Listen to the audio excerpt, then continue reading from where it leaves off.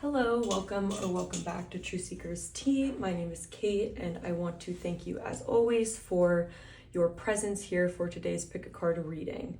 We're going to be looking at how you and your person are currently viewing each other. So it is going to start off with an energy check-in where we will be focusing on how you view your person, and that should hopefully give you a good idea of whether or not it is your pile. For pile number 3, I decided to do it a little bit differently because I felt like it could be a reverse pile for a lot of you. So we do person A, person B format, but 1 and 2 are that way that I just described. So there will be an extended reading for each pile.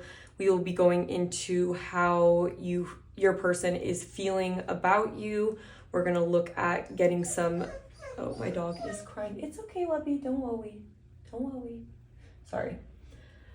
And then we're going to be looking at getting you guys some message cards from your person to see what they'd want to say to you. For pile number 3, we do both sides, so that's the only difference. And then we finish it off for guidance for what you may need to know about the connection. So there are 3 piles to choose from. For pile number 1, we have the Morgan-Greer Tarot with this clear quartz heart. For pile number 2, we have the Mermaid Tarot with the black obsidian. And for pile number 3, we have the Art of Adventure Tarot with this blue calcite palm stone. So go ahead and take whatever time you need to tune into which pile you're feeling drawn to. There will be an energy check-in, so you should be able to figure it out quickly whether or not it is your pile. And of course, you may have more than one pile that resonates for you, depending. It could be overlapping messages, or there could be 2 people that are relevant to you in this reading. So as always, just use your intuition and be discerning as to whether or not these are messages that you do want to take. So I will have the timestamps linked down below. I'll have the extended readings and information about the decks. So I hope that you guys enjoy, and I will see you at your pile. Hello, pile number 1. If you chose the Morgan-Greer Tarot with this clear crystal quartz, this is going to be your reading where we're looking at how you and your person are currently viewing each other. So this is a timeless reading, so it's good for whenever you find it, but this is just going to be a snapshot of when you are listening to the reading. So the part where we're going to be looking at how you view your person is really meant to serve as an energy check-in, just to make sure that this is your person or someone that you do want to hear more about. And then we'll spend more of the reading looking at how they're viewing you. So I did pre-pull some of the oracle cards just to get a little bit of background information. So for this pile, we have the mouse with earth signs. So we have Capricorn, Taurus, and Virgo. We have Emperor with Mars and Force. We also have Mars in Taurus, so we have Taurus again. Mars in Cancer as well. So we also have Aries here with the Emperor. And a lot of Mars energy coming through. So I'm picking up that you may view this person as someone who takes things too seriously, or someone who has a hard time relaxing and going with the flow. This is someone that's coming off like they have to control everything, or they may even bring outside stress, or just like their plans for work, their plans, whatever their responsibilities are, or even their passions, their projects. With it coming into the Cancer, that's all about the home. And so this may be someone who tends to not have an easy time separating work and like what they're being competitive for within their relationship. So this could be someone who can be argumentative.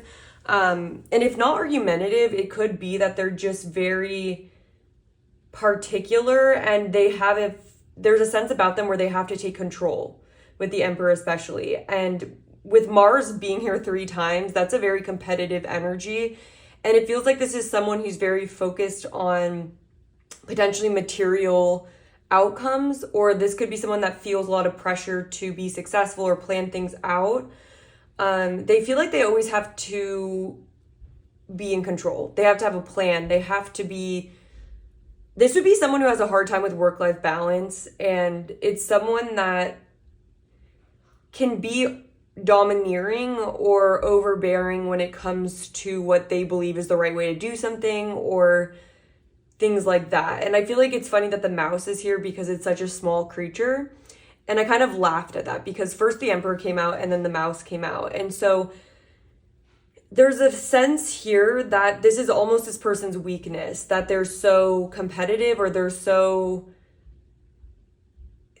they have to do. They have to know. So they're very in their masculine energy. And what that can feel like is having a hard time just letting information come to them. The feminine aspect is one that is all about being, and it's about non-action and letting answers solve themselves or waiting to get more information. This is the kind of person who can't rest. It's like they're restless and they have to be figuring everything out. And it specifically talks about with the mouse card and the Mars in Cancer, how this could be something that becomes problematic for the people around them because it can be frustrating to be around someone who isn't able to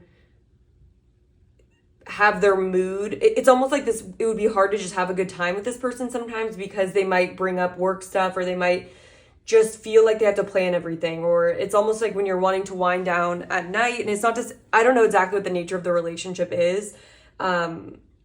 And this could just be what you know of this person. So it doesn't have to be that you're actually in a full-on relationship with them, but it should be stuff that you do somewhat know about this person.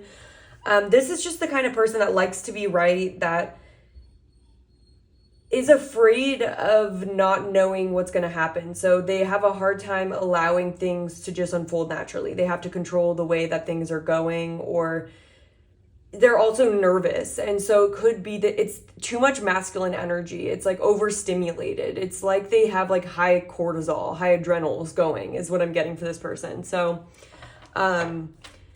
anyways, let's look at now how you view them. Let's get some more information. So from pile number one's perspective, who is this person?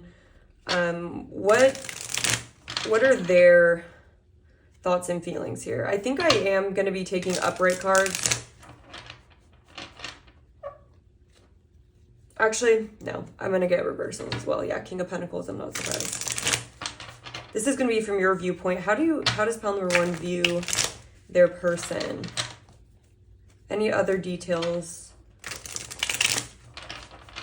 we could use? How does pile number one view their person? We have Knight of Cups in the reverse position. Okay, we have the Knight of Pentacles in reverse. We have the Eight of Swords in reverse. We have the Seven of Wands.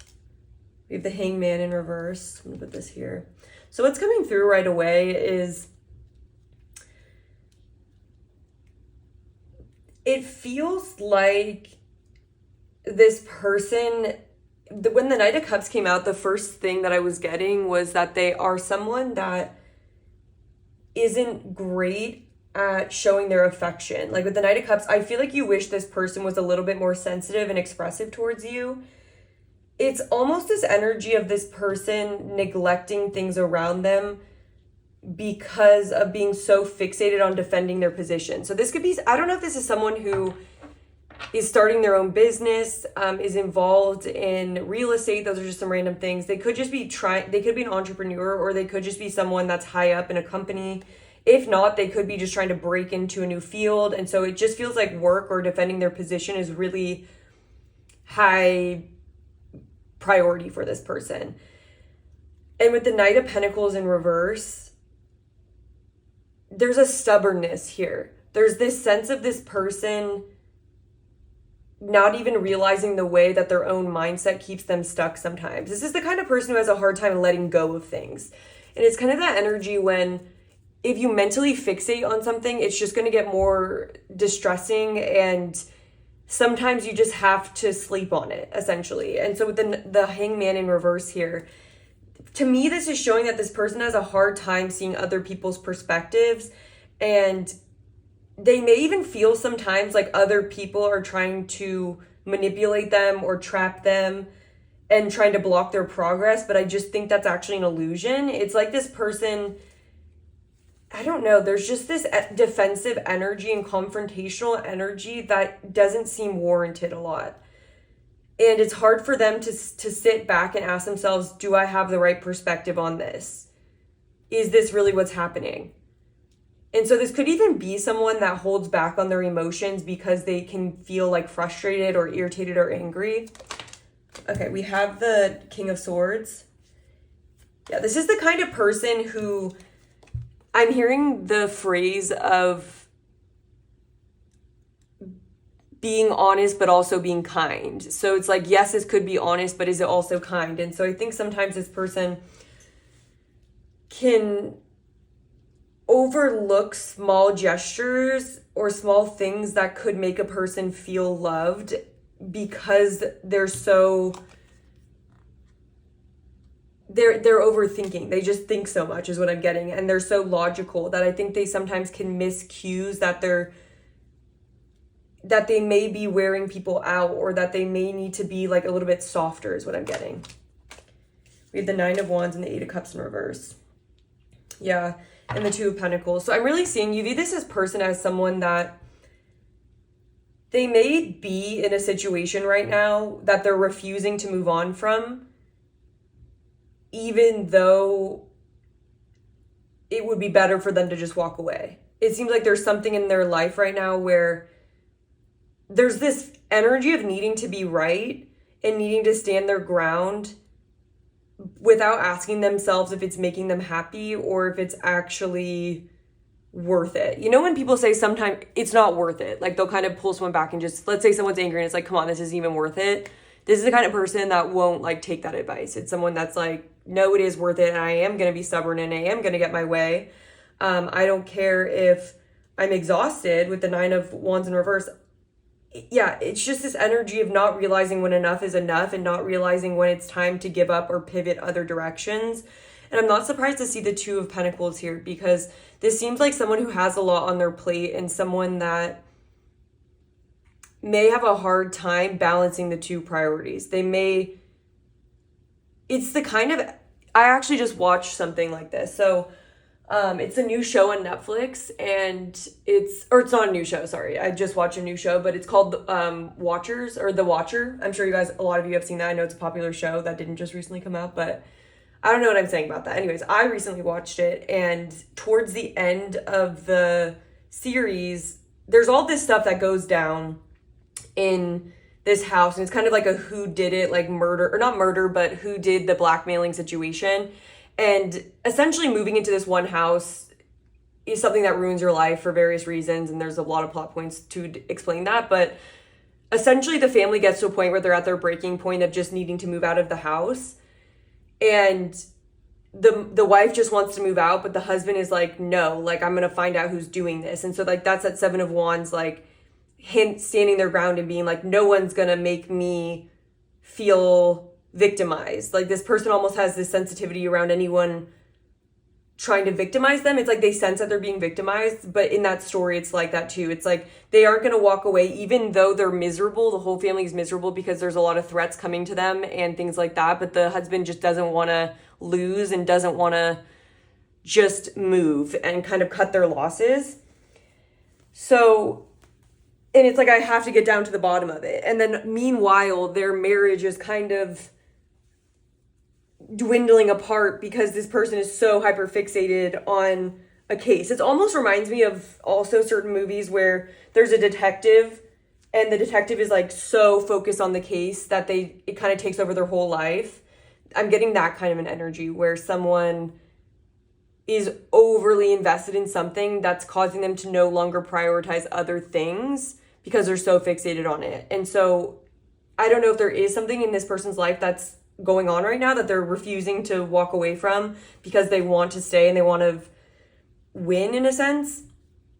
But anyways, at the very end of the Watcher show, I guess if you guys haven't seen it, I don't mean to spoil it, but they end up moving out of the house. And even once they've moved out, the husband's in therapy and he like keeps bringing up the house. And it's like he can't let go of it. And so this person has that energy of someone where it's like when you're caught up in a drama and you just like are running your mind around it, you can't stop fixating. It's a fixation energy that this person has. And I think it gets in the way of how affectionate they are. And I think this person with the Knight of Pentacles in reverse, it's an overly stagnant, stubborn energy. It's an energy that probably should move on faster or keep going, but they're stuck on something and they don't want to let it get the best of them is what I'm getting. So this could be an outside situation as well, but it could just be overall this person's personality that they get like this, that they just get in this energy where they feel like winning is more important than being happy sometimes. And they have a hard time slowing down and really reassessing. And it's just like that moment in the movies when they look in the mirror and then they just realize how much something's been taking a toll in their life and they haven't even realized it. And it's like that's that hangman in reverse, not picking up on that. So that's what I'm getting for your person. Hopefully you would know. I don't want to go too deep into it because the main focus I want to be is how this person views you. So I'm going to pause right here and I'm going to get some oracle cards and we'll go and do the same thing for you. Okay, pile number 1, I am back with your oracle cards. So we have the Sea Serpent.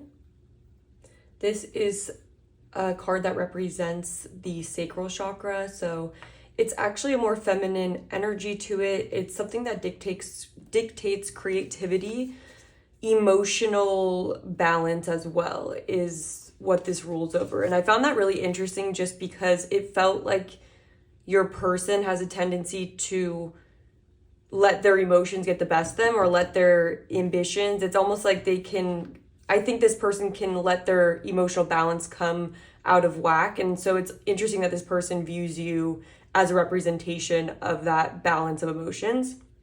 We have Wheel of Fortune with Jupiter in abundance. We have a man holding a heart. And then we have Saturn and Sagittarius. So with a man holding a heart here, it doesn't mean that you're a man. I'll kind of go into the interpretation for that. But it's almost like this person views you as someone that they have a soft spot for. I think you're someone who, as much as they might not want to admit it, I think they do respect you. And I think they appreciate you, honestly.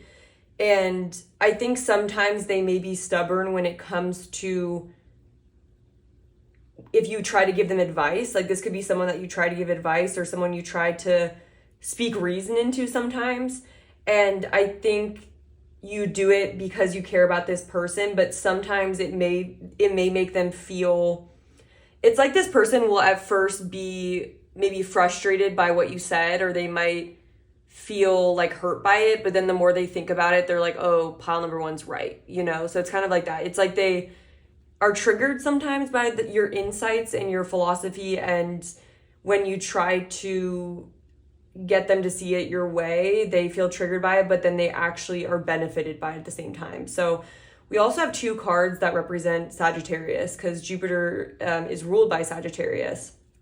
And it's interesting that we have fulfillment here in Wheel of Fortune. So this person views you as someone who is very abundant, someone who has a sense of luck to them. They view you as more easygoing and go with the flow, especially with the Wheel of Fortune here.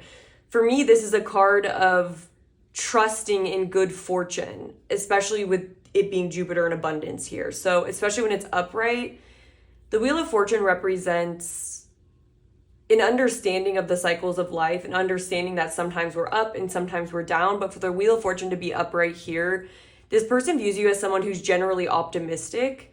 And that's also a character trait of Saturn. Or not Saturn. Sagittarius. So this person is someone who views you as you see the best, or you like to think positive thoughts. So whereas your person might be more wanting to focus on potential threats and so focus on the negative of what could go wrong, you're the kind of person who doesn't let those kinds of thoughts get you down. You'd rather focus on what could go right. So you're more of a half glass full kind of an energy. And I think you're someone that helps this person understand their emotions or helps them feel their emotions. And like I said, they have a soft spot for you. So you soften this person. And as much as they're stubborn, there's just this sense here of feeling that you are a healing person and a healing presence, feeling that sometimes you are just the person they need to talk to, the person that they just need to be around. You have a calming quality to you, and not necessarily to say that you're calm, but it's almost whatever you do say to this person does help them calm themselves. And they feel a sense of, they feel nurtured by you and almost protected in a way. But there's this strong caveat of this person's energy coming through where it's like, they don't like to admit this though, because they are so headstrong and they like to be right. And so sometimes that may cause them to not just tell you or show you how much they do appreciate the way that you are and appreciate your mentality. And they appreciate, I'm hearing like this person keeps me sane. Yeah. That you keep them sane, or that you have the ability to do that. With abundance and fulfillment, they just feel like you're someone who attracts a lot of abundance to you, someone who seems to be like walking on sunshine. I'm hearing that song, Walking on Sunshine. I'm also hearing the song by Borns. It's called We Don't Care. And it's like a song where Borns is saying like, we don't care, like if people see us or something. Like the meaning of this song, to me at least, is it's essentially like, who cares what they think of us? Who cares what they think? And they. And now I'm hearing Sophie Tucker, they. But it's this song that's just like, who are we so worried to impress?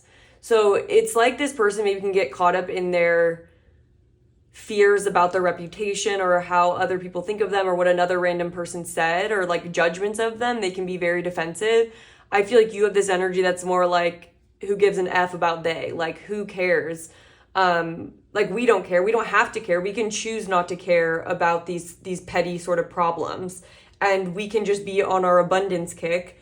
And at least this is your mentality. It doesn't have to be we, because I'm sure all of you guys are at different stages in a relationship with this person, but this is the underlying energy signature that it feels. So this, at least from their perspective, they view you as someone that is expansive, someone who doesn't, you're not small-minded. And that's actually really interesting, because in the mouse card, in the guidebook, it talks about how the mouse can be small-minded because they are just fixating on things. It's like they stay, it's almost like if you think the same thoughts you thought yesterday, you're just going to be reliving the same life. And I feel like you're the kind of person who thinks a new thought every day, or you're the kind of person who is curious and likes to explore, and you don't stay stagnant. The Sagittarius is also it's a traveling energy, and it doesn't have to be physical traveling, but it's definitely not a stagnant energy. It's someone that's that's expanding and is increasing their fortune, is increasing their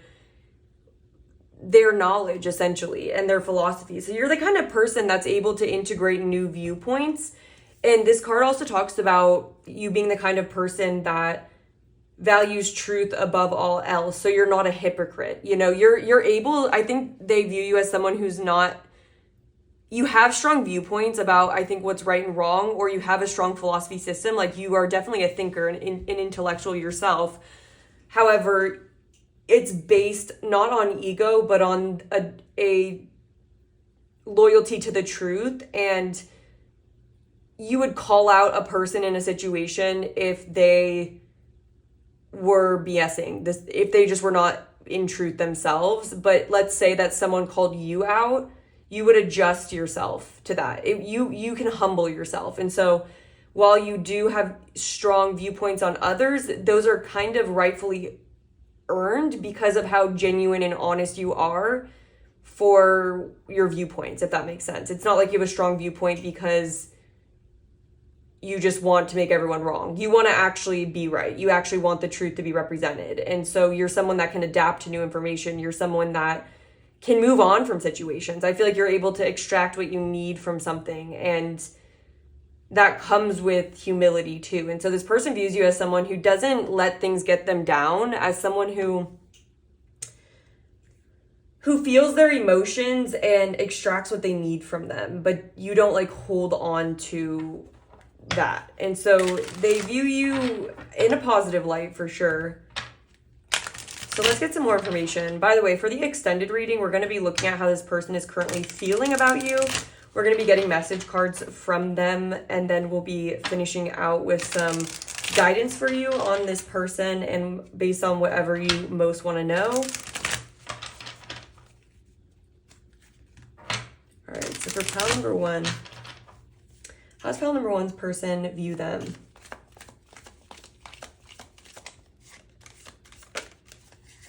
We have the Queen of Cups in the reverse position. We have the Lovers. Oh, I have to censor just because that's what we got to do now. Go put that there and put this here. Yeah, but I'm not surprised to see the Lovers because, and with the Queen of Cups, this person is someone who views you as very in touch with their emotions. Maybe sometimes to a fault with it being in reverse, but I think it comes out of this sense of you genuinely, oh my gosh, I realize I have to cover up so much more. Oops, don't look, guys.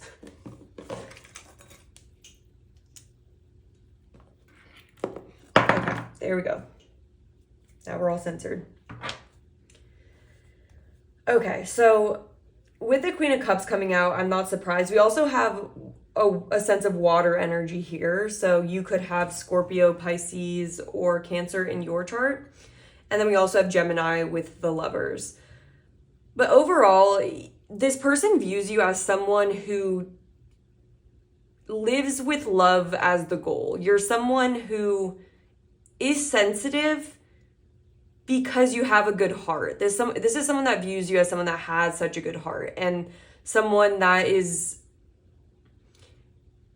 just the best. Like, even if they don't tell you that, that's just maybe how based on how they view you, I'm calling you the best, but it's like they view you as someone who just genuinely will make the decision that's needed. You'll say the thing that needs to be needed, but you'll do it out of love. And you know how in your person's check-in or where we're looking at how you view them, I was saying that yes, sometimes we can be honest, but we have to ask ourselves if we're also being kind. And you're the kind of person who will make the decision that is honest but also kind. And I feel like you're the kind of person who can definitely put in a boundary with someone, but it's usually out of love for yourself. So you're loving towards yourself and you're loving towards others.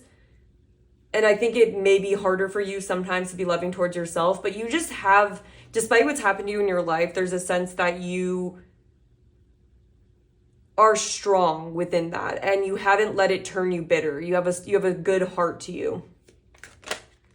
We have the Nine of Pentacles. Yeah, this person that's a very abundant energy. So this is someone that views you as, I'm hearing doesn't need no man. Someone that can hold their own. Someone who is just very sensitive, but you're not like codependent. This person views you as someone who is very cooperative and relationship oriented, but you're not dependent on relationships. And I think this person actually really respects that. With fulfillment and abundance, this person thinks that you have it going on. They feel that you have direction in your life, that you know how to stand on your own 2 feet, and you may, if you're not abundant, or if like it could not even just be money, but this person views you as very abundant. Someone who has healed self-worth issues I'm healing. So it's like you have a high self-worth to you, but you're still humble and you still care a lot for others is what I'm getting. We have the Tower in reverse. Oh, we'll get into that. How does pile number 1's person view them?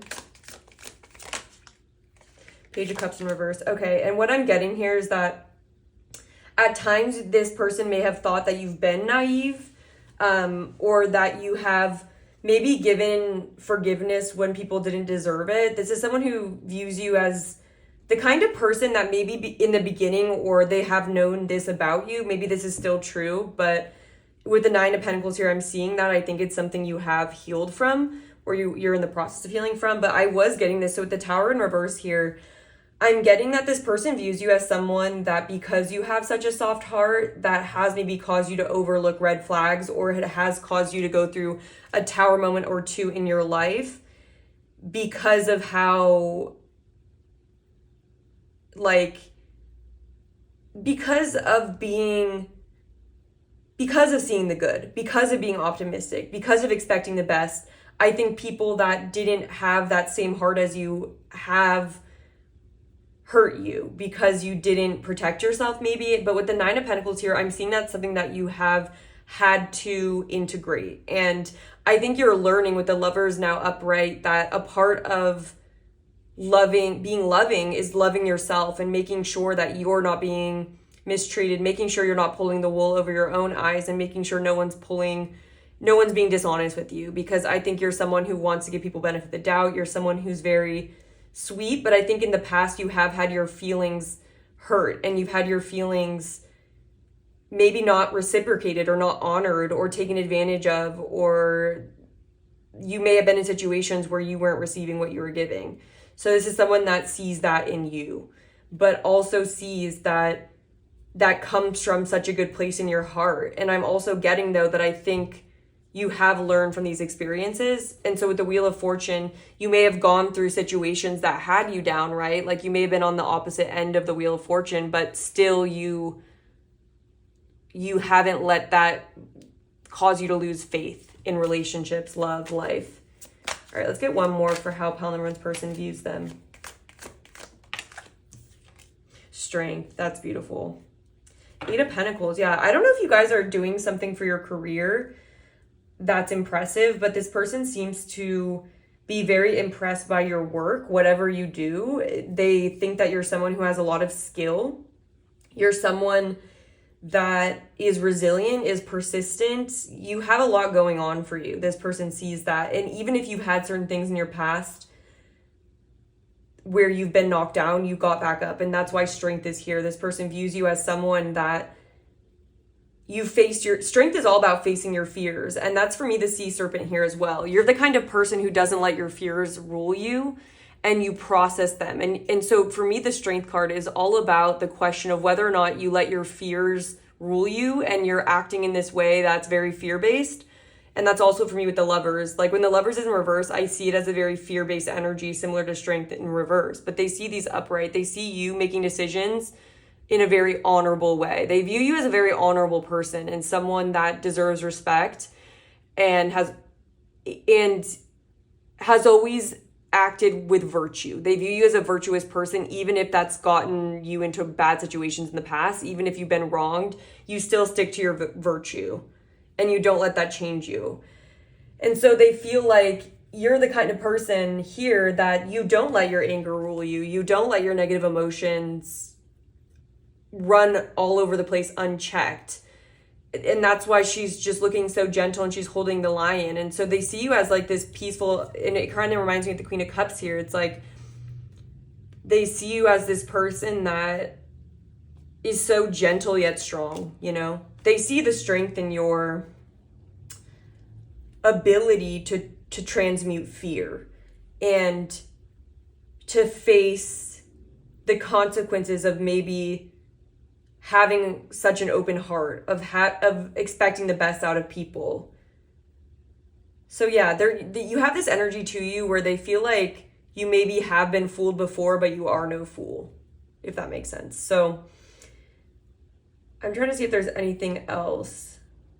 Overall, with the 8 and 9 of Pentacles here, this person feels like you're expanding well, that you have a lot going for you in your life. They view you as a lover with here. They have feelings for you. This is not their feelings, but I feel like they have a weak spot for you for sure. And they've been impressed by your strength. I think this person, I don't know if they underestimated you, but there's this sense of being maybe surprised or not expecting you to rise in the way you've been rising, to move past any negative situations. They feel like you're very fortunate, or a lot is going right in your life right now for you. Yeah. So yeah, that's kind of what I'm seeing. So I'm going to take it now into the extended to get what this person's feelings for you are. If this sounded a lot like your reading and you want to spend more time listening to me talk, I will have it linked down below underneath the timestamps, a link to Vimeo. But other than that, this is where I'm going to leave it. Thank you so much for being here. If you did find this video useful, I would really appreciate it if you're able to hit the like button, to leave a comment. And other than that, if you want to see future readings from this channel, I would love to have you subscribe so you don't miss future videos. So other than that, I hope you are having a great rest of your day. I don't know what I'm saying now. I get like really tired at the end of readings where I'm just don't even know what I'm saying anymore. But anyways, have a good day, and I hope to connect with you soon. Hello, pile number 2. If you chose the Mermaid Tarot in this black obsidian crystal, this is going to be your reading where we're looking at how you and your person are currently viewing each other, and we're going to be focusing more on how they're viewing you, but we are going to be using the energy check-in as a moment to see how you view them. So I kind of said that backwards, but when we're looking at how you view them, that's a good moment to ask yourself if this feels like your person, if it feels like essentially your pile. So I've already pulled some oracle cards. As you can see, I'm just going to lay these out. This represents how you view your person. So we have the Two of Swords with Mercury in retrograde, reinvention. We have the Stingray. We have the 5th chakra, Archangel Gabriel. And then we have isolation, and this is Saturn in Virgo. So this person is coming through, and we're going to clarify with tarot, but the first thing that I am getting is that this is someone with Mercury in retrograde and the 5th chakra being here. This is someone you likely feel may be someone that you're miscommunicating with, or you may view this person as someone who doesn't speak their mind very clearly. I'm getting the image of someone who puts a lot of pressure on themselves. This is that Virgo and Saturn. They may put a lot of pressure on themselves to meet responsibilities, and they may take on a lot of responsibility in their life to please like family and community. And I think this person can sometimes, they can go too long without speaking how they really feel about something because they're more likely to prioritize their duty or their responsibility, what they feel like they should do. But it feels like this person is now in a position where this is subduing this person. It's like their inner spark and their happiness and their authenticity feels blocked right now.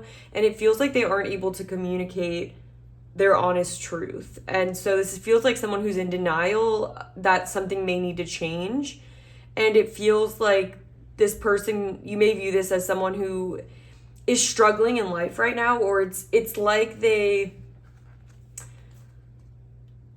aren't being honest to themselves about what they really want and about their true thoughts about things. And this is causing miscommunication with others, where I feel like you might look at this person and think if they would just be willing to communicate the truth of what they're feeling to their loved ones, that they probably could come up with more solutions and feel more sure about what they want. But because this person puts such a pressure on themselves to be something or be someone for others, this isolation card talks about someone kind of being overwhelmed, and it's like this guy sitting in this chair and a person wanting to help them. And I feel like this could be your energy with this flower.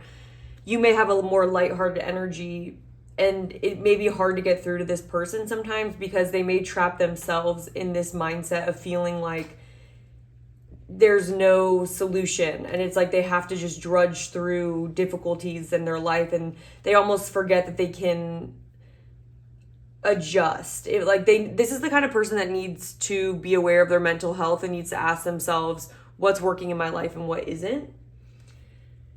And so I could see there being a little bit of frustration, because at least the way I would feel about this would be, this is the kind of person who I wish they would just have the confidence to speak up about what they really want and not let other people sway them, and to realize that their own truth and desires deserve to be honored, and that isn't something that makes them flawed. I feel like this person's really hard on themselves if they are struggling, and I think it causes them to not want to communicate that, or it causes them to just want to keep working through something. Meanwhile, they're feeling unhappy. They're feeling unhappy with their life is what I'm kind of getting. So let's go into tarot. I just want to see what else there is. And towards the connection with you, you may just feel like you can't clearly communicate with this person. You may have a hard time getting the truth from them, or you may feel that you're just not on the same page. It's really hard to get through to this person, because I'm also getting someone who's self-isolating as a way to cope with feeling drained, and it's almost like they could be pushing away loved ones, or they could be pushing away people that really do want to support them and hear their truth. but because there's this pressure on them to be something else, it's like they're pushing everyone away out of a sense of exhaustion is what I'm getting. Exhaustion, and it's that feeling when you feel really stressed out and you don't even have the energy to have conversations, keep up with conversations with people that are more lighthearted. And this is the kind of person maybe is like skipping out on hanging out and having fun because they feel like their responsibilities are elsewhere. They feel like they have to put all their focus into something that does not make them happy. So I'm getting an 8 of Swords energy here. Someone that may be a little bit anxious and just be hard on them. They may just be hard on themselves and they may feel very stuck or like there's no other way to get out of it. But with the 8 of Swords, there's always potential to, it's essentially self-victimization where you think other people's opinions and their stances are more important than your own. So you feel like there's a blindfold over your eyes and you don't know what to say or do. And that's also the 2 of Swords here. So yeah, you could view this as someone who maybe they're needing to make some kind of a decision, but they're not sure what to do. And so they're just in kind of a stasis right now, or they're in a time period where they may just be kind of stuck is what I'm feeling. So let's see what else. How is pile number 2 view their person?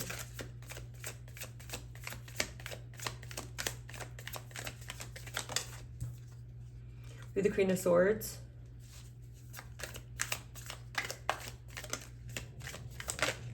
With the Ace of Swords. Yeah, there's a lot here coming through. I feel like when it comes to you, I feel like you may be someone with the Queen of Swords coming out, someone that wants to help this person get to the truth of a matter. Because the Ace of Swords, it's almost like that's what this person needs. It's like they need some kind of an epiphany. They need to get clarity on what their truth is, what they actually want, what they want to do. You know, the Ace of Swords is a moment of insight where you cut through confusion and you are very clear as day in regards to what you want to do, like who you want in your life, what job you want. Like all these different things are a lot easier when you're like sitting in a Queen of Swords or a King of Swords energy. But let's see what else. We have Emperor. Interesting. How is pile number 1 viewing their person? We have the Hermit. Yeah, not surprised to see the Hermit because I feel like this is someone you may be trying to help this person, or you may want to give this person more clarity that they are in control of their lives. Because with the Emperor here, this is the opposite of the energy that's coming through here. So what I'm getting is, I think this came out just to put some emphasis on you viewing this person as someone who needs to realize their power, needs to realize that they are in control and they can figure it out. They can come up with a plan. They're not helpless, you know, because with this Stingray card, this talks about needing to develop a sense of confidence in a spine in yourself. And I think with the Hermit, it could be that this person definitely is isolating. But with the Hermit as well, you may even feel like this person needs time away from external pressure to honestly get to their own truth, because the Hermit's also a card of self-knowing, and it's finding your own light when you don't have all of the light around you of other people and other voices and other actions. It's like when things are too busy, the Hermit is someone that takes a break from all of the external and gets down to their own truth, and that is what guides them. And so I think it's saying that you may view this person as someone that is really needing to do this and is needing to get, if they do this, they can get more control of their life. So it makes me feel like this person may be stuck in some kind of situation. We have 5 of Pentacles. What else? And you may view this person as someone who maybe has a little bit of a lack mentality. They may be afraid of the truth. They may be afraid of realizing something because they don't want to risk change. They're afraid of change potentially, and they may be afraid that they're gonna feel left out. I think this person is someone who's afraid of being left out and disappointing others because maybe their self-worth comes from how other people view them, or they may be something to do with their job or just like whatever role they play. But there's the sense that what's blocking them from acknowledging the truth is a fear of going on their own and listening to their own truth and honestly making that decision regardless of what may come. You know, when we get down to the root of our own truth, sometimes that can be uncomfortable because maybe we have to make a decision that isn't easy, that pushes us out of our comfort zone. But there's a sense of this person, things aren't working, but they want to stay in their comfort zone. What else for pile number 1? How do they view their person that they're asking about? Let's finish out the spread.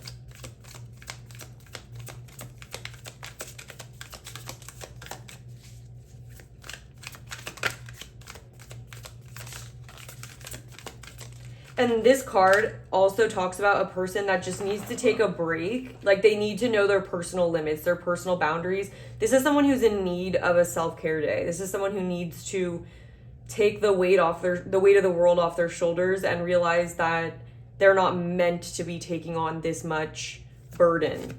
No one should be carrying that. We have Empress here as well. Empress and the Emperor. And then we have the Four of Pentacles.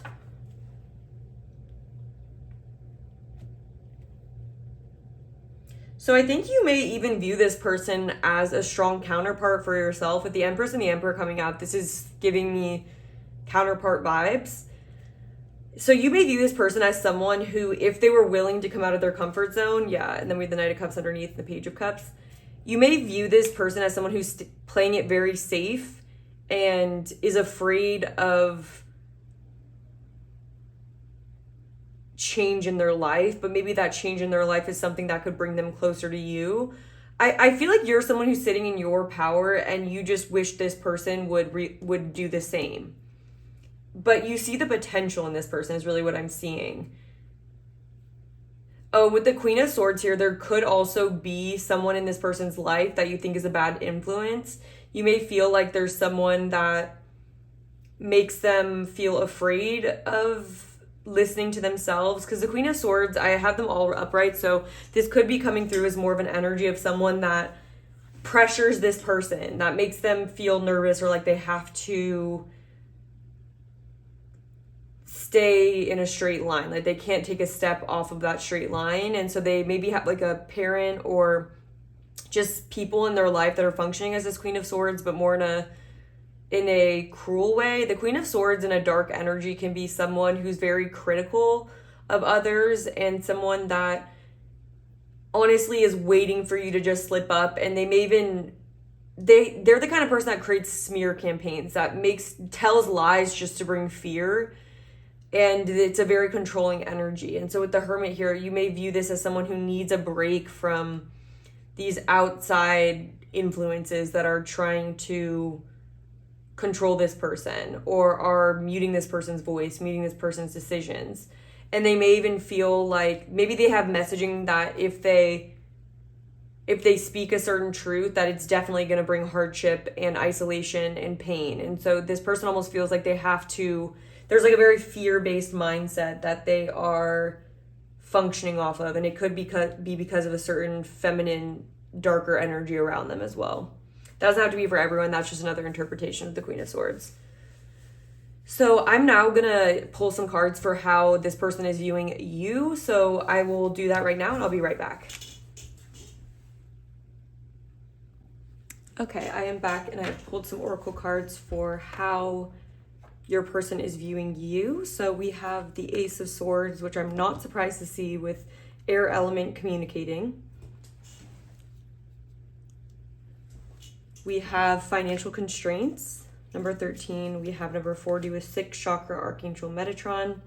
We have the dragonfly, which is also an air sign. So a lot of air energy coming through and a lot of purple and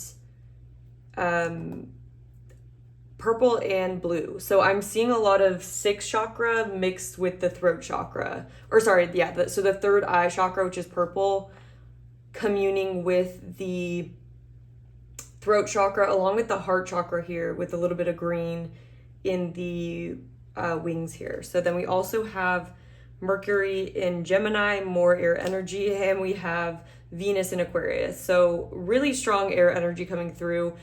I'd be surprised if air isn't somewhere in your chart just because of all of this air. So we definitely have Libra as well. Libra, Gemini, and Aquarius coming through really strong. So this person views you first and foremost as someone that is not easy to pin down. They see you as a very independent thinker, someone that you're the opposite of the kind of person that would get stuck in a mentality or bogged down. This is a hard to tie down energy. And so you have a very light energy to this person where it's a little bit elusive, but they also view you as someone that can get to the core truth of something, someone that has a very penetrating mind, a very intense concentration to you. But at the same time, it's like air. So imagine that air can be intense and focused, but it's still air. So at the same time, it's scattered and here and there. So this also may be sort of a unusual pairing between the two of you. They may view this as a sort of unconventional relationship. This could be an unconventional relationship where, I don't know, it could have been that you guys have been friends for a while, and then maybe sometimes there is a romantic flair if this is a love reading for you guys. I mean, you guys, it doesn't have to always be a love reading. It's just whatever resonates for you. So if you come here and you feel like this is not a romantic partner, you can always just not take any of the messages that are more romantic. So anyways, I'm just going to leave that discernment up to you guys. But I'm just getting that this person views you as someone that does give them a lot of hope as well. I feel like you, with detachment being here and excitement, it's almost the opposite of the energy I was picking up on for your person and the way you view them, because there's a real energy about your person that may have more earth in their chart even, or I'm getting more earth and water potentially, but I'm getting that you are the kind of person that doesn't allow yourself to be overly attached to, you don't like when relationships want to control you or they tie you down into too concrete of a role where this, that, the other is expected of you. That is something that you don't enjoy. And it's something that I feel like this person is very used to being like, if that makes sense. So I think there's just this opposite energy. And so I think you're an inspiration to this person because you represent, with the sixth chakra here, that's all about intuition, and it's a mix of intuition plus the throat. So you guys are the kind of people that may randomly channel information for people that they need to hear, and you might not even realize that you're doing that, but you seem to have a very divine you have a gift when it comes to maybe writing, speaking, understanding even. You're just very intellectual. And there's this sense here that with financial constraints, I'm getting the energy of someone who cares less about stability and money, because that would be something that would weigh you down. So I'm even getting spirits like explaining it as how it's like a good thing to buy a home because it's a good investment, but then once you buy a home, you are kind of stuck wherever you buy it. I mean, you can always rent it out, but that's going to be something you have to deal with. And so you're not necessarily as free, if that makes sense. So all responsibilities can make us a little bit less free. So let's say you have a job somewhere and it's a very traditional job. You have to go to the office, then you're kind of stuck in that place.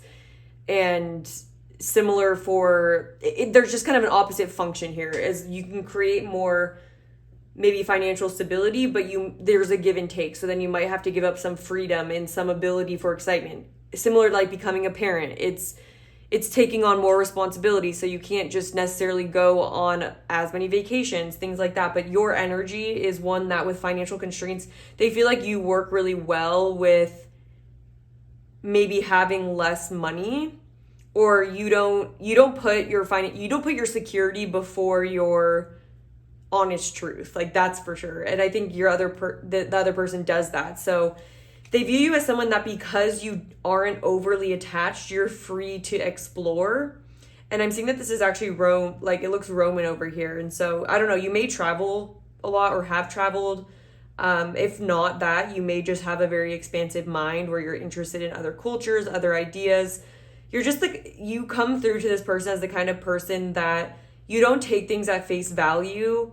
With the dragonfly, this is all about understanding within the mercurial realm, especially with Mercury retrograde being in your almost Mercury retrograde is a good example of how mercurial energy, which is communication and word, and it's basically pointing to how that can go wrong. And one person, there can be issues in communication. The sender could say something wrong, or the other person could interpret it wrong. And Mercury retrograde really represents how sometimes air energy can get distorted and there can be a lack of clarity. And so certain situations can look more, you can feel that a situation is one way, but until you get down to the truth of it, it's actually not that. And so I feel like this represents not taking things at face value and being versatile in your mind, so you're able to quickly account for the potential distortion, confusion, and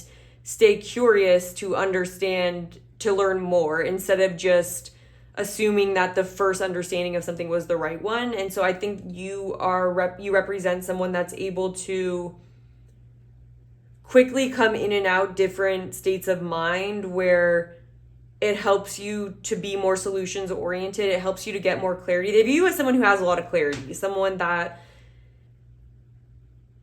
speaks the truth, and someone that isn't afraid to face whatever consequence there might be for that, especially with the financial constraints. And I feel like this is here and it's upright, because I don't think they view you as someone that isn't abundant. They view you as someone who has an abundance energy to them, but they think it's interesting that it doesn't necessarily show up in the way that they view abundance to be, right? So they view you as someone who, they really appreciate getting your viewpoint on things.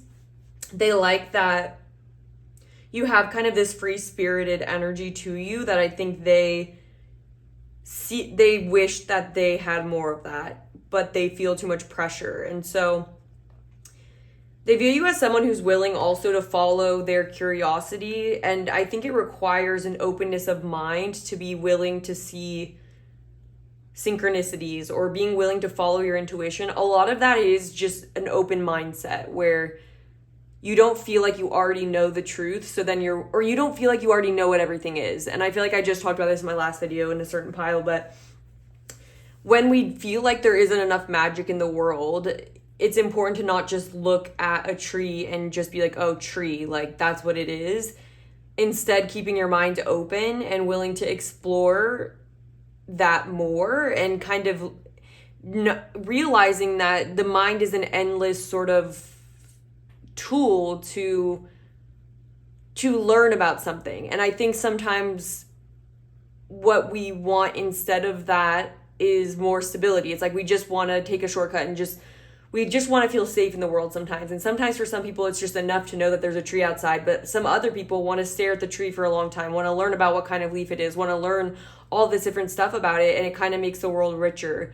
And so I think your person is someone who maybe takes things more at face value, and you may be someone who opens up their mind to seeing that there is more to something mundane than they might think. And so, yeah, let's get into the tarot now, though. I want to see what comes through. I didn't want to spend too much time on the oracle cards, but I do want to say that so much air energy is coming through that it's I love when that happens, because it's just a very potent energy then. All right, so let's see.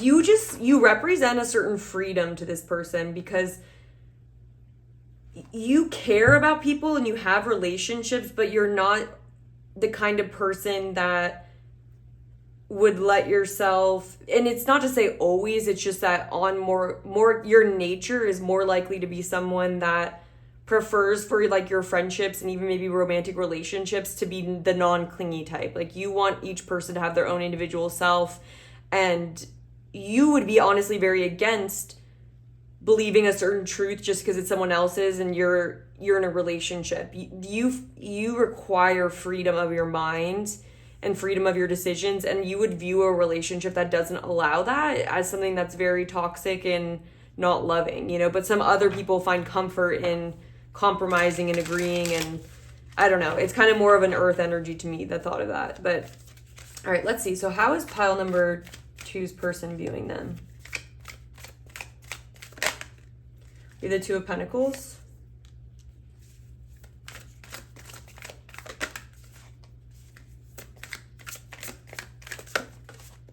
We have the Two of Swords in reverse.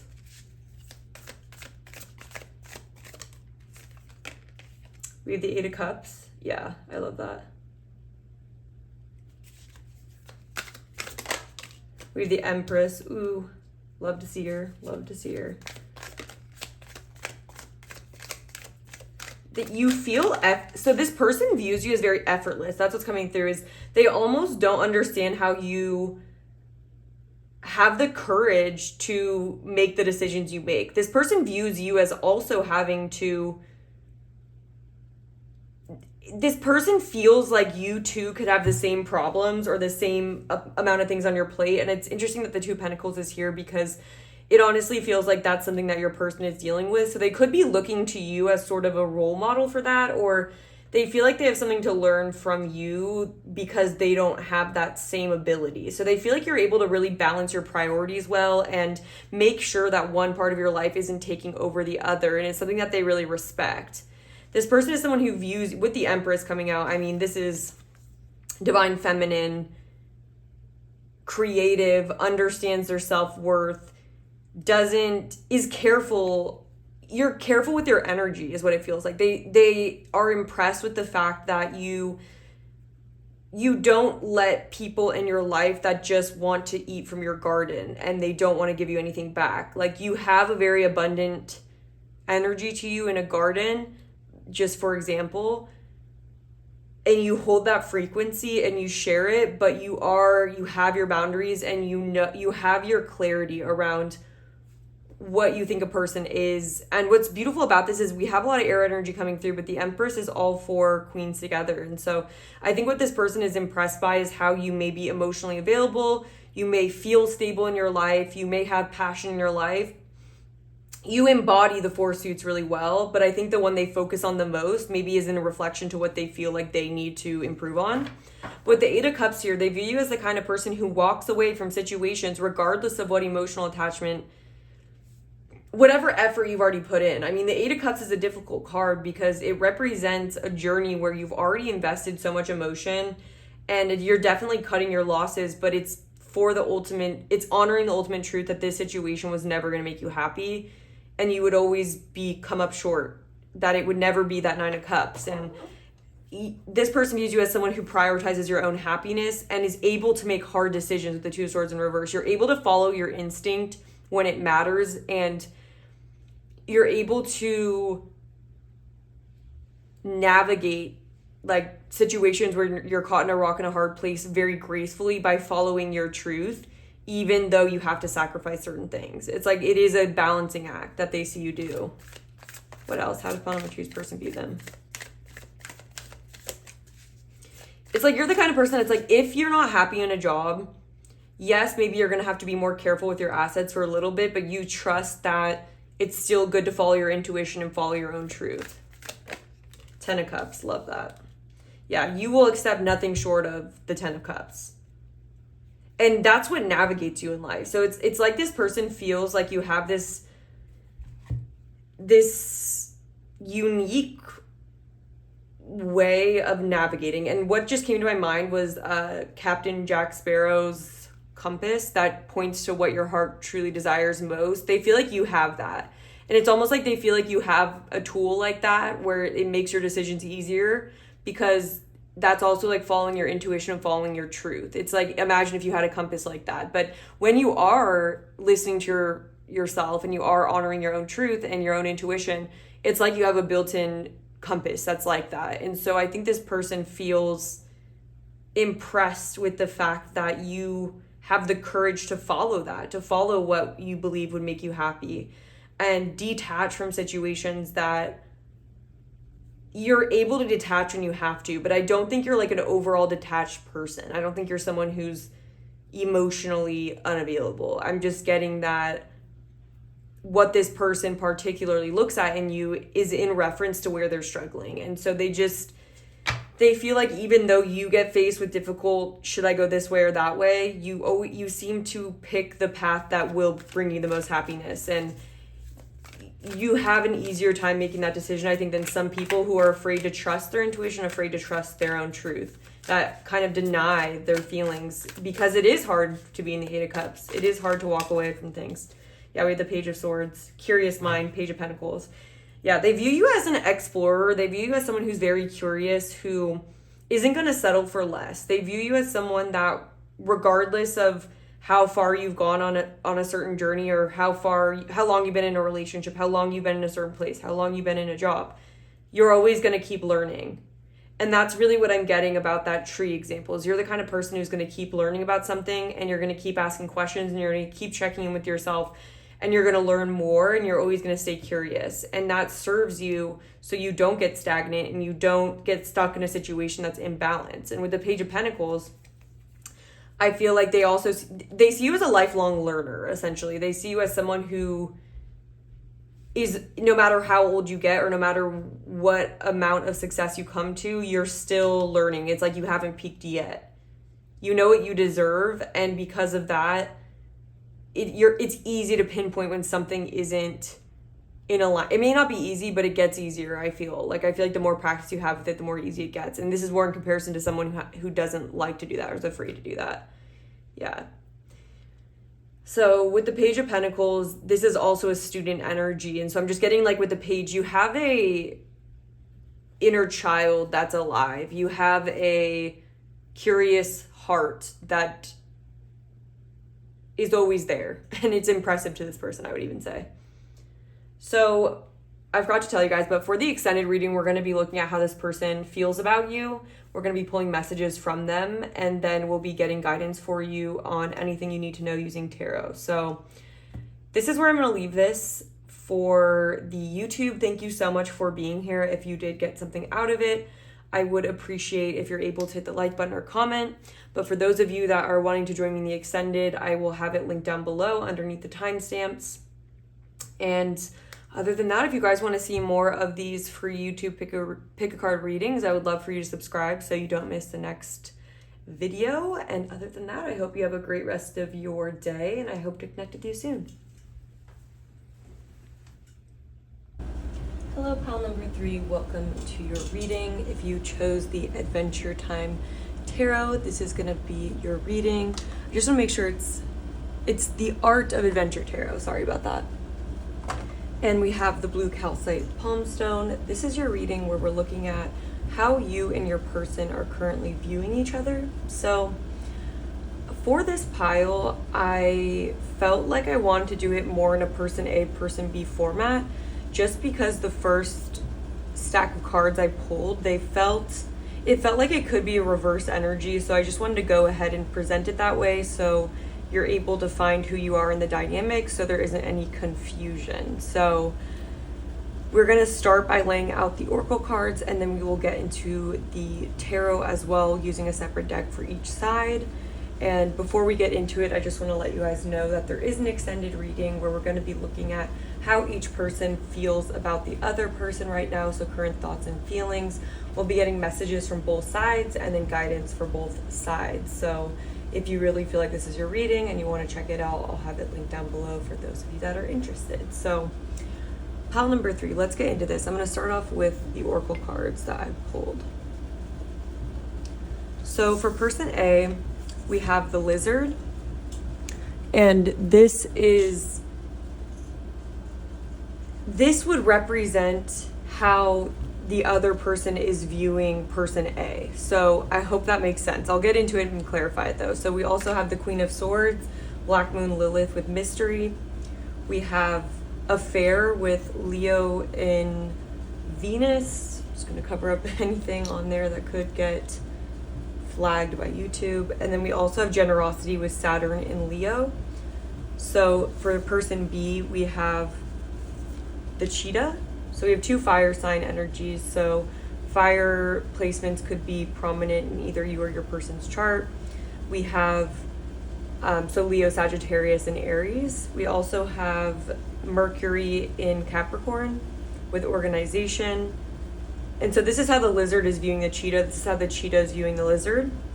We have Caution, which is Mercury in Scorpio. And then we have Judgment with Saturn and with age there, with the number 50. So we also have the number, we have 12 in case any of these numbers are significant to you, and we have 50, 10, 6, and 2 5s over here. So with a lot of 5th house energy coming through.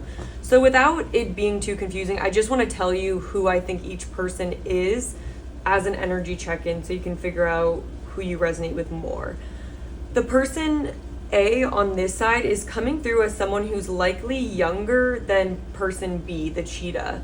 So this feels like a relationship between someone who has a more youthful spirit to them, has a more youthful approach to life, with Leo being a prominent energy coming through twice, which is the Sun card. And for me, that also represents the inner child and creativity, things like that. So that is person A. And person B is coming through with more Capricorn energy, someone who's more analytical and potentially older with Judgment and Saturn return, someone who takes a more methodical and grounded approach. Oh, by the way, sorry, actually this is Mercury in Virgo, not Scorpio, sorry about that. So this is actually Virgo. So we have 2 earth energies coming through for person B. So your person, if I'm gonna take a guess and say for most people you are probably the lizard, and this is probably your person, but I just did it this way in case you are the cheetah, then your person would likely be the lizard. But if you're the cheetah, you definitely are someone who is more career oriented, someone who has a more masculine presenting energy, and someone that it just feels like they would have already gone through some kind of a Saturn return. So I'm just guessing, it doesn't have to be the case, but I feel like the cheetah is likely older than 29. The lizard may be younger than that or approaching that age.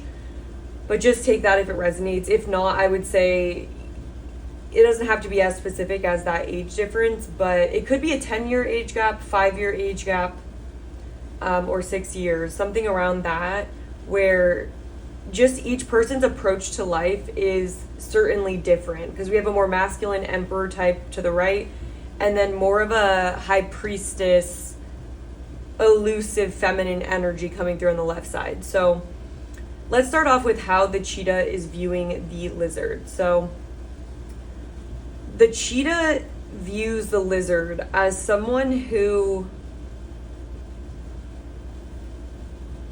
it's hard to almost put into words, I don't know why, but I'm going to try to get this right. But I feel like with the lizard, the cheetah views them as someone who's a little bit mysterious. They feel like the lizard has 2 sides to them. One side of the lizard feels like someone who is very childlike, has a sense of innocence to them. I think the cheetah finds this part of them very charming. They may find the lizard to be somewhat flirty or lighthearted, or someone that just likes to have banter or lighthearted conversation. And so there's one part of them that seems very more fire energy, seems more passionate, expressive, creative, childlike, truly, like someone who moves with their heart and who has a very open heart chakra, things like that. But then there's also a side to the lizard that the cheetah feels is a little bit more reserved, mysterious, kind of mystical, and if anything, a little bit intimidating. Or there's a part of the lizard that almost scares the cheetah, because there's a part of them that's much more serious, with the Queen of Swords being here. There's a part of them that's sharp as, I want to say, a nail. Like, there's this energy about the lizard that is very observant, that I think the cheetah maybe didn't always recognize this about them, but throughout time they've realized that there's more to the lizard than just the Leo aspect of them. So some of you may have a Leo rising or Leo sun. It doesn't have to be the case, or you guys could just be someone who represents a sort of Leo energy, someone who could easily be the center of attention in situations, someone who is just lighthearted. It's almost like one part of the lizard, you might at first glance think that there's someone that's a little bit more shallow, but not in a bad way. Someone who just you can take at face value. So I feel like the cheetah could have taken the lizard at face value. but then behind the scenes, and I resonate with this side, I'm just going to tell you, because I have a Leo sun and a Scorpio moon, which is a very different kind of an energy. And I feel like the Scorpio moon gives me more of that elusive sort of, honestly, Black Moon Lilith, where the Queen of Swords and the Black Moon Lilith mystery card talks about sort of the power of the feminine, and it speaks to that aspect of women that has been labeled and sort of persecuted. It reminds me of the witch trials, how certain people are just afraid of women's power or women being like witches, just that whole energy of that, where it's like they don't understand them, so they kind of cast them as something that's threatening or something that is evil almost. But I feel like the lizard is just not, I think the cheetah has realized that the lizard isn't always so easygoing, that there is a part of them that takes things to heart and can feel slighted even. I feel like with the Queen of Swords, it could even be that the cheetah feels that the lizard is somewhat resentful towards them. It may be that the cheetah may have thought that the relationship in the beginning was very light and something that they didn't really worry about too much, or they almost took it at face value is what I'm getting. They may have taken it to be very lighthearted, nothing too serious, and I think they thought that that's what the lizard would be like. But the lizard is someone who actually is a very deep sort of soul. So there's one side of them that can be outgoing, but there's another side of them that's very introverted and intellectual and penetrating even. It's like the cheetah sees this part of them that can see through people, that can feel offended by people. Like they're not someone who's just gonna forgive really easy and look past things in a way that a more childlike energy would. Like a Leo would be someone that would be dramatic, like, and the cheetah might even see the lizard as somewhat outwardly dramatic sometimes. Like they may just be very expressive, but in a funny way, in a way it's just dramatic, you know what I mean? I feel like the cheetah is much more reserved, or much more, they hold their emotions closer to their chest and they aren't as expressive about the things that are going on around them. I think the cheetah finds the lizard to be very, very expressive, but then they also feel like there's this part of them that kind of shuts down and hides away from the world, that is much more deep, essentially, is more deep and more, I'm hearing cunning almost, but I don't think the lizard's actually cunning. I just think the cheetah has a slight fear of this other side of the lizard.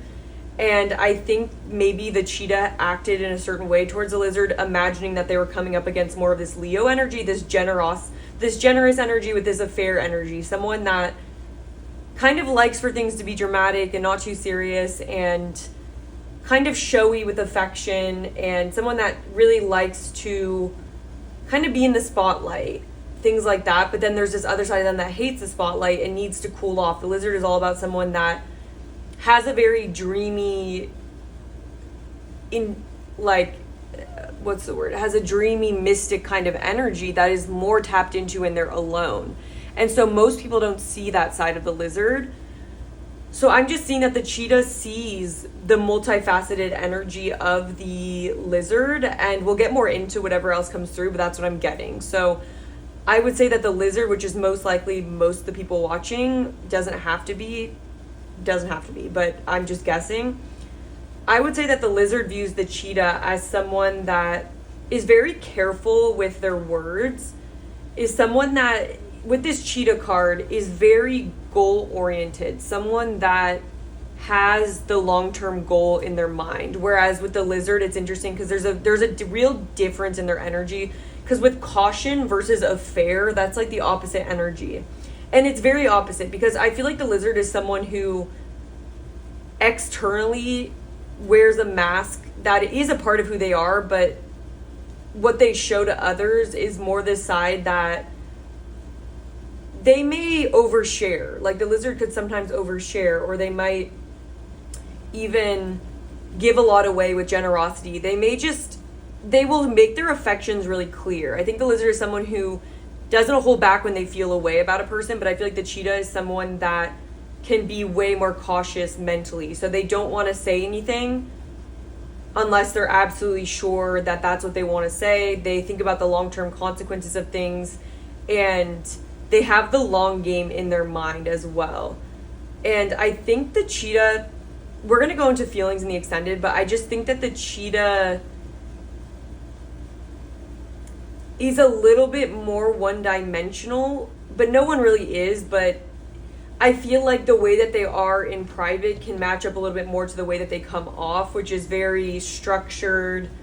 They care about their reputation, they care about their status, they care about their ambitions. They have a lot of yang energy and force energy. This person likely is pretty successful in their career. They're likely someone who people may even go to this person for guidance, for advice. This could be someone who's a mentor to others, could be someone who's high up in a business. They may have their own business, but this is someone who knows.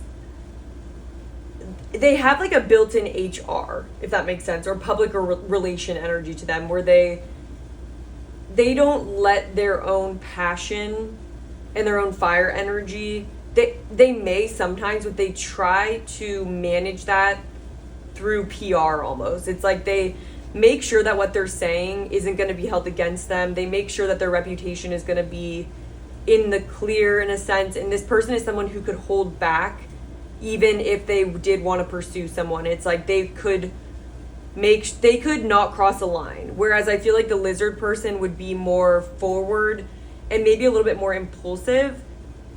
And then they deal with the repercussions of it later in this more introverted side of them.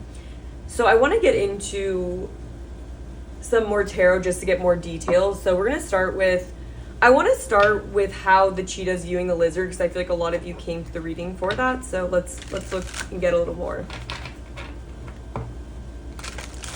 How does the cheetah view the lizard, Spirit?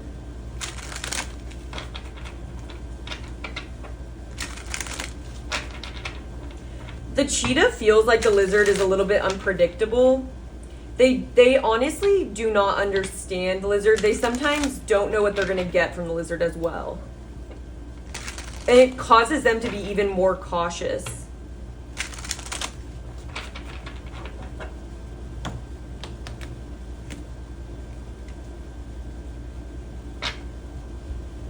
How does the cheetah view the lizard, Spirit?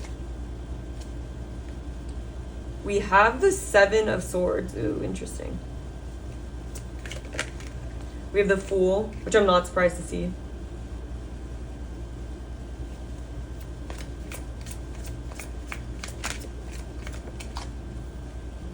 We have Death.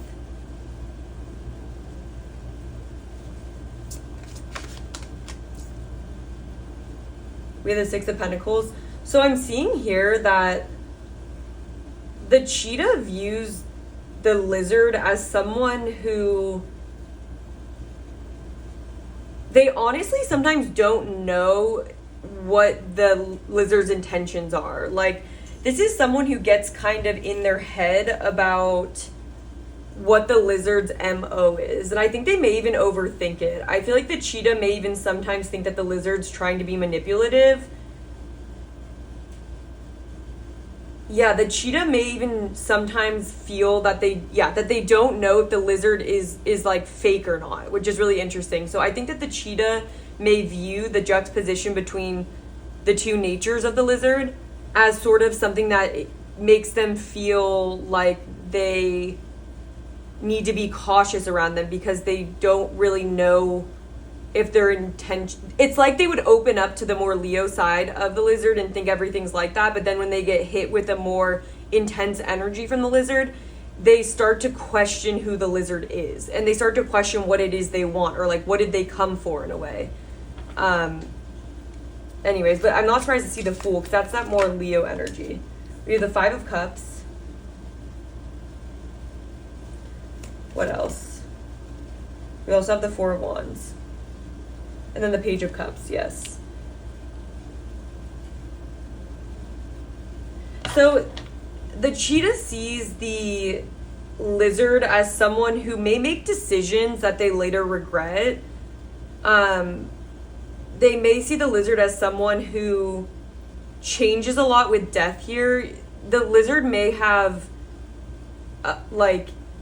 they may have transformed quite a bit since the cheetah's known them. They may feel like the lizard is someone that they really cannot predict, and someone who has changed already several times since they've known them, has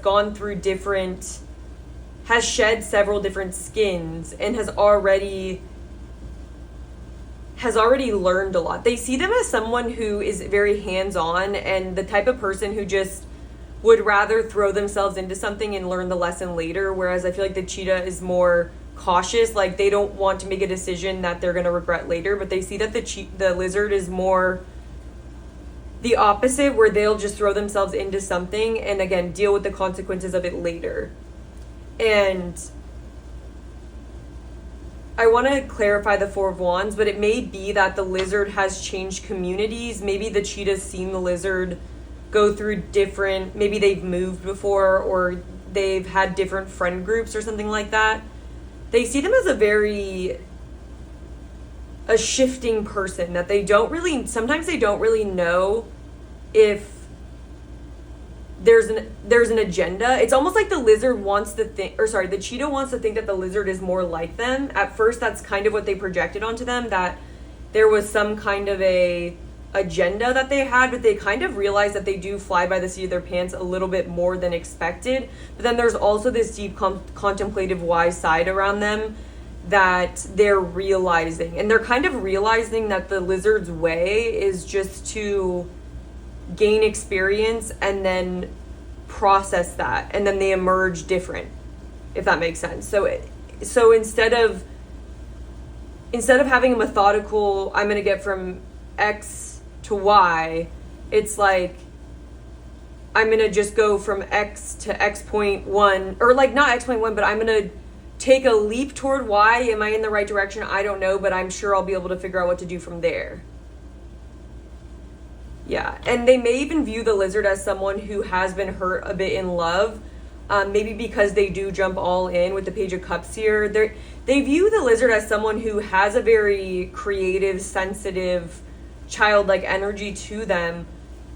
I want to see why is the Seven of Swords here though?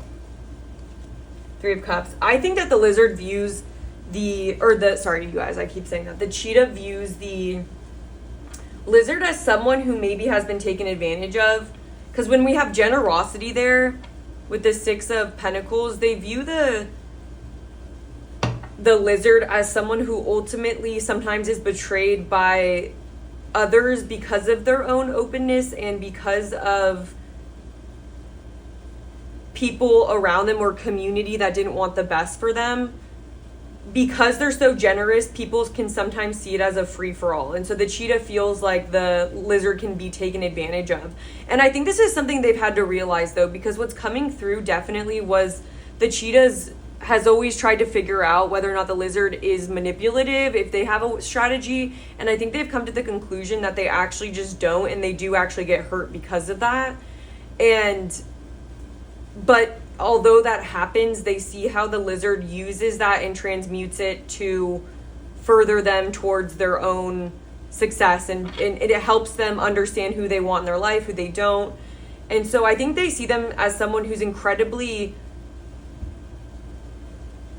good-natured and good-hearted.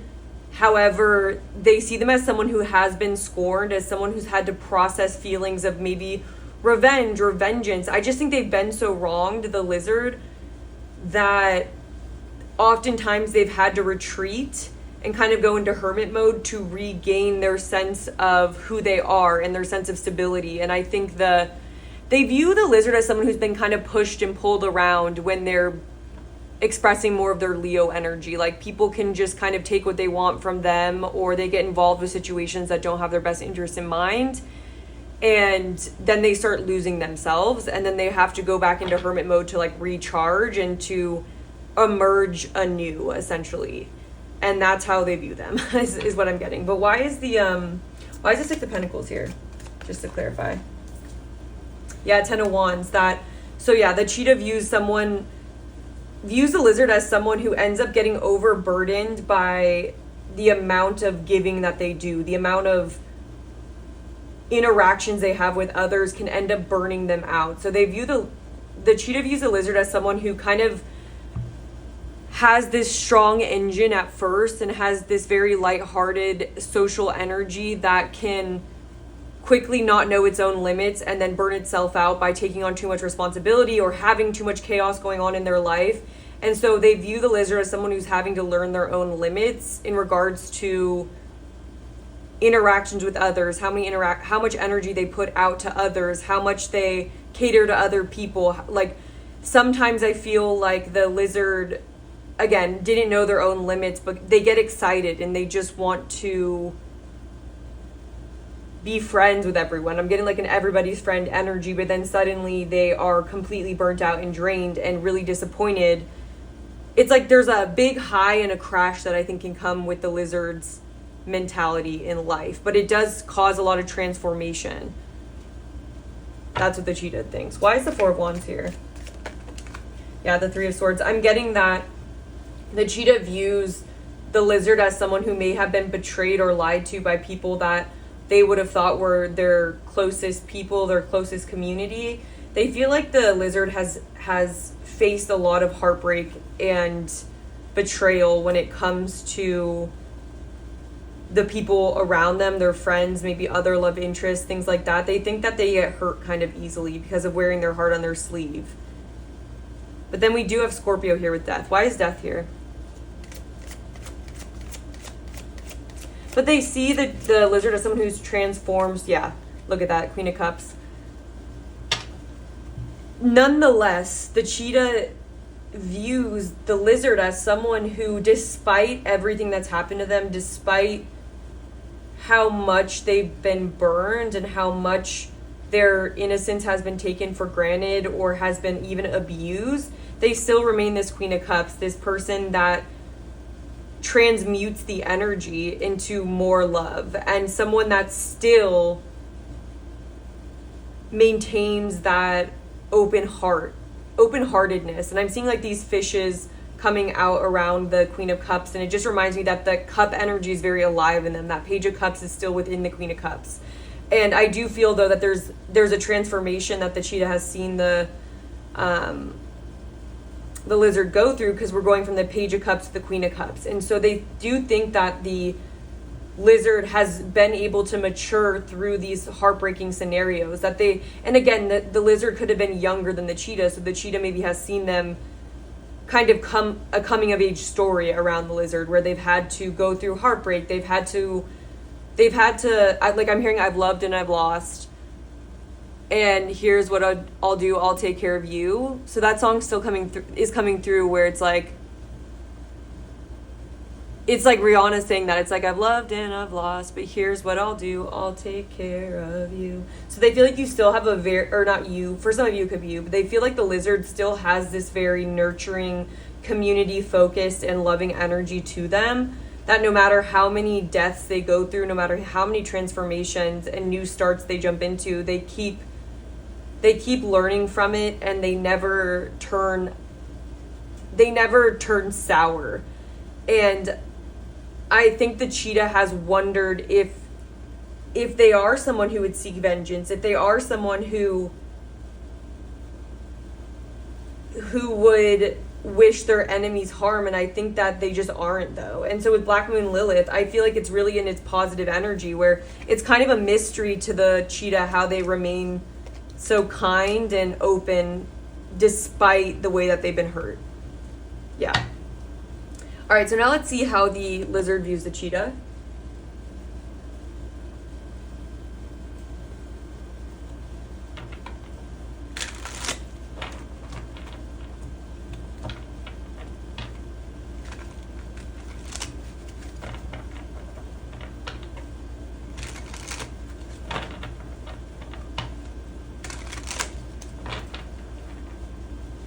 And with Death here, I'm really getting this sense of renewal that the cheetah sees the lizard go through.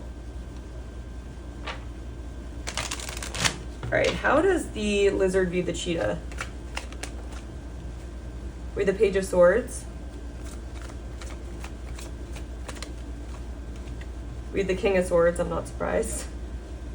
because it's that very analytical energy. So we also have Libra, Aquarius, and Gemini. We have the Queen of Pentacles. We have Death as well. Wheel of Fortune. We have the Chariot and we have the Devil. And then the Knight of Swords. Also, when I saw cheetah, I was kind of thinking like cheater. So I don't know if the lizard, if something like that happened. It doesn't have to be for everyone, but I do feel like the lizard may view the cheetah as literally someone who may be engaged in multiple relationships. Here, I have to censor this, I guess. Let me just do that. All right, there we go.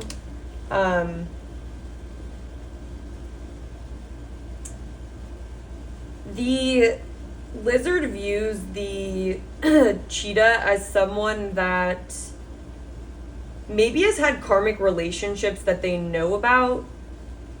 Yeah, so I'm getting that they may view the cheetah as someone that gets caught up with the wrong influences around them.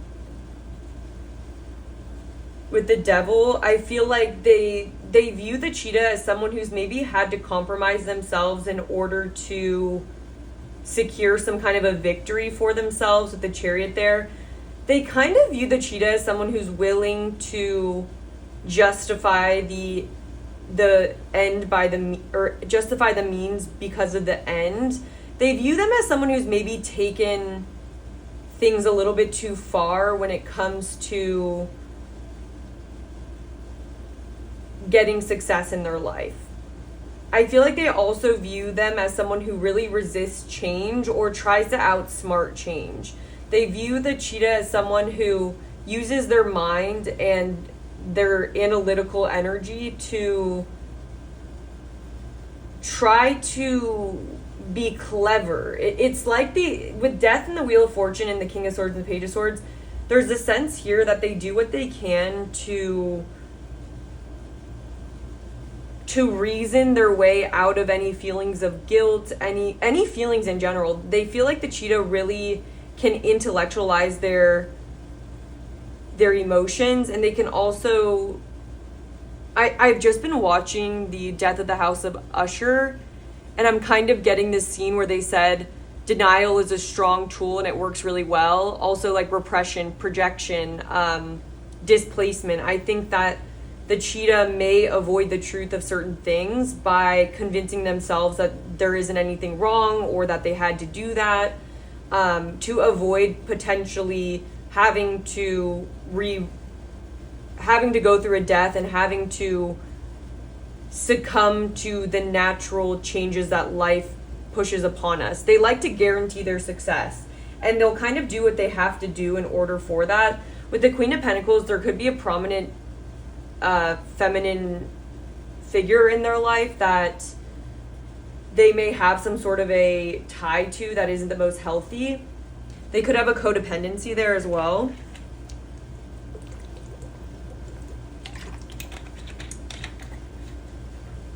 But I'm getting this energy of avoiding the truth, though. I want to get more. Why is Death here? Five of Pentacles, yeah. So it's like they don't want to let go of certain things that bring them comfort. This is the kind of person who wants to defend their long-term goals and is very against having to pivot. And it's because of this fear of financial loss, or even a loss of... This person is the kind of person that is via the lizard's perspective, that is so afraid of loss and having to take a temporary hit maybe to their finances in order to pivot, that they may be very defensive towards any information that is raising red flags where they don't want to see red flags, right?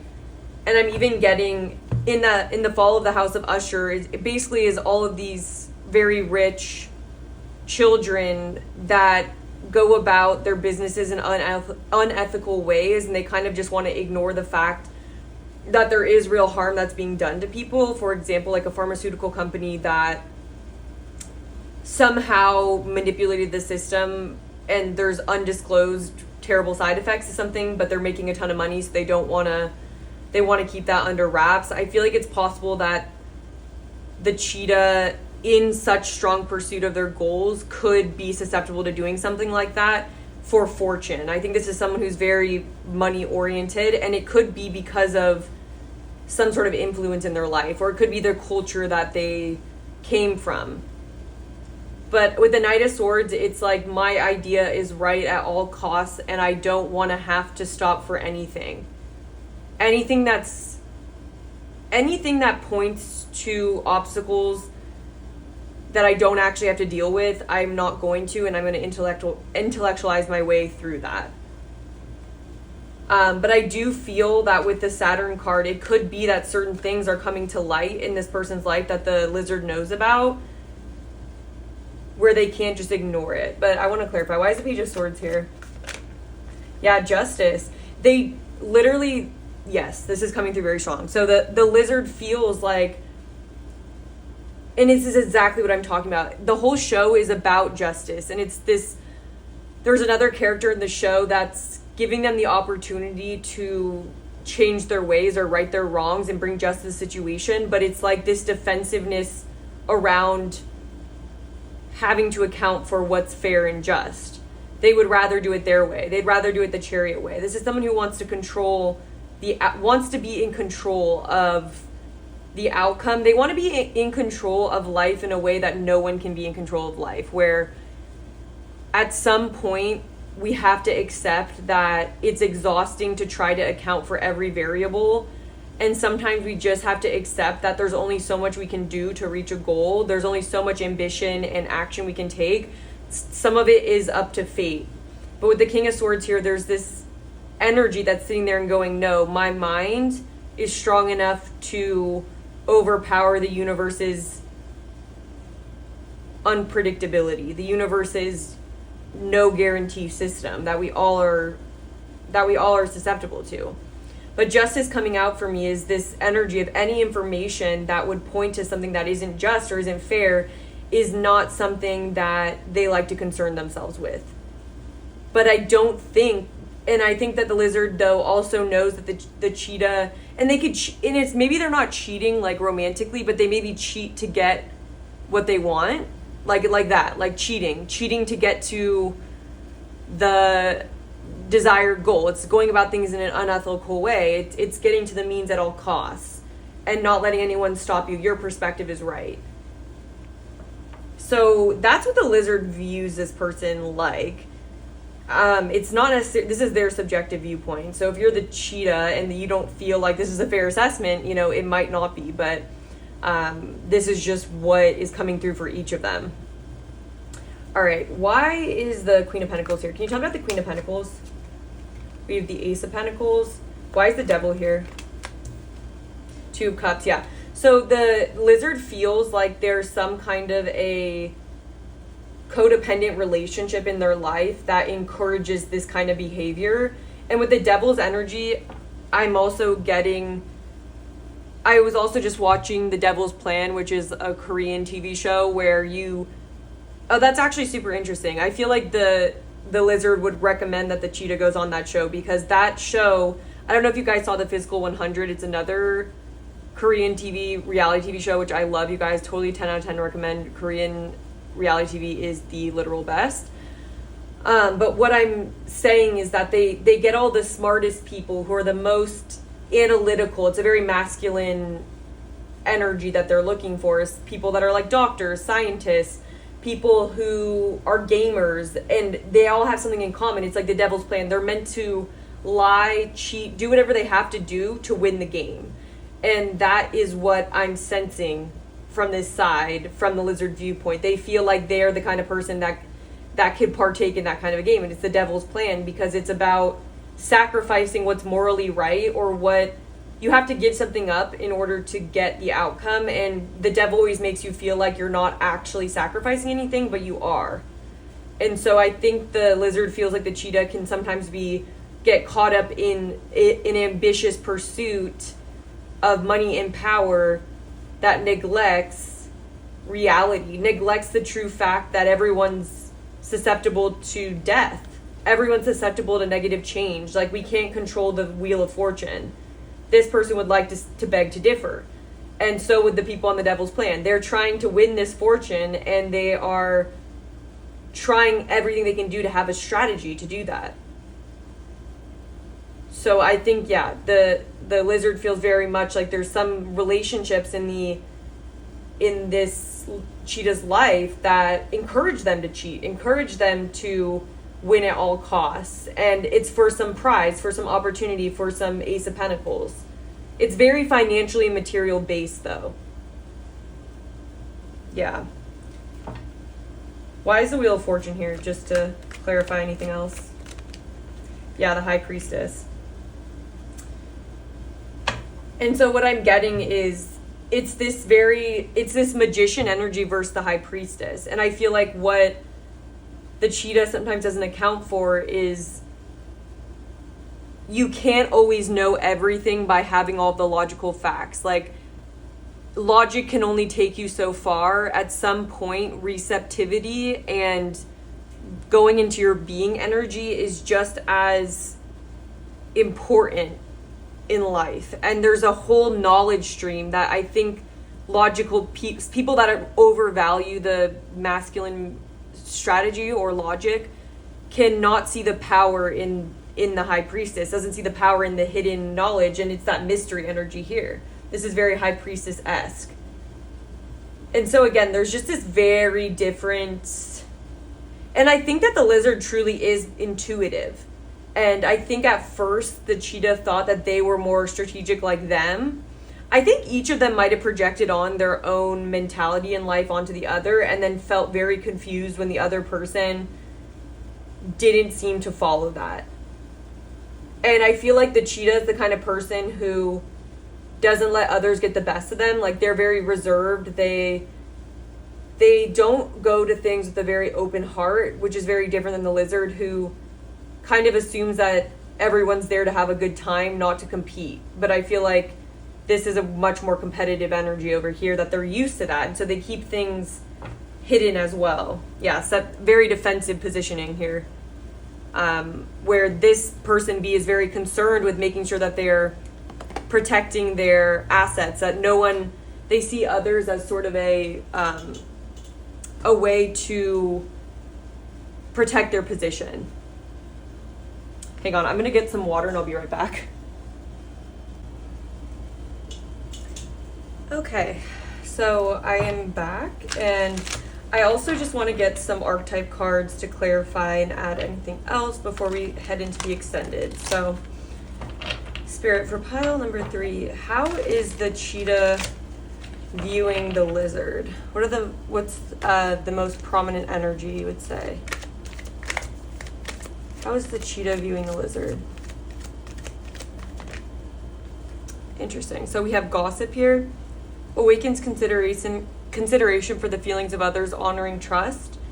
Thrives on the power of passing on private or secret information, betraying confidences.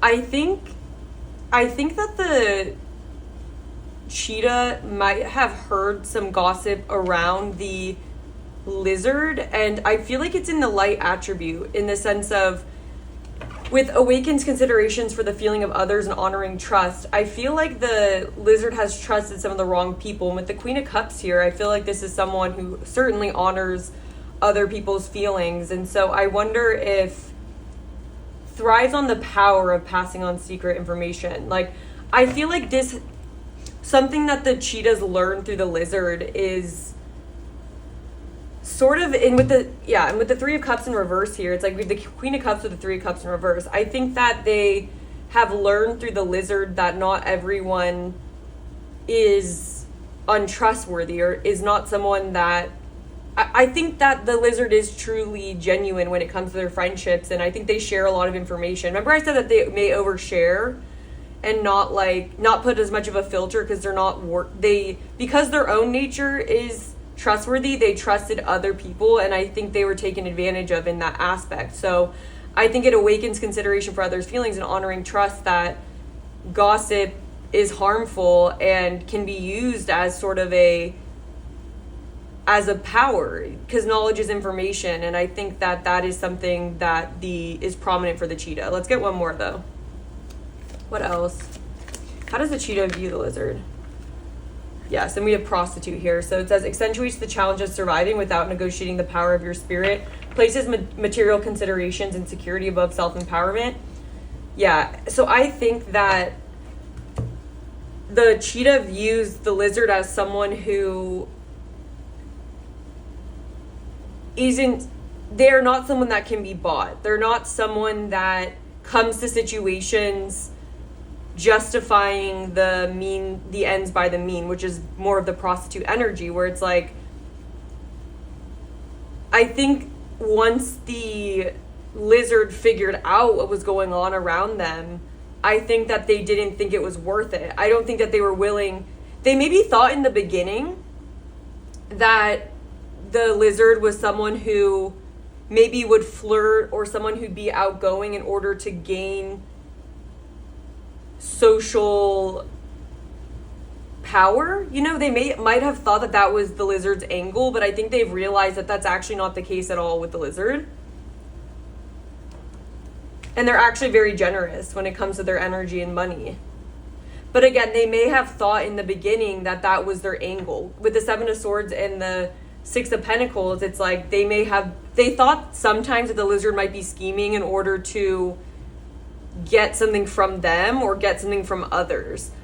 Like they may have used, like, especially if the lizard is a female, I guess it could be a male as well, but like using charm, and I'm getting the femme fatale like card where it's an energy of using your charm and sort of allure to get what you want out of people. And they may have thought that that was the angle of the lizard, but they're realizing that they actually are very just lighthearted and childlike, and they don't put much thought into what they're doing. There isn't really an angle, you know?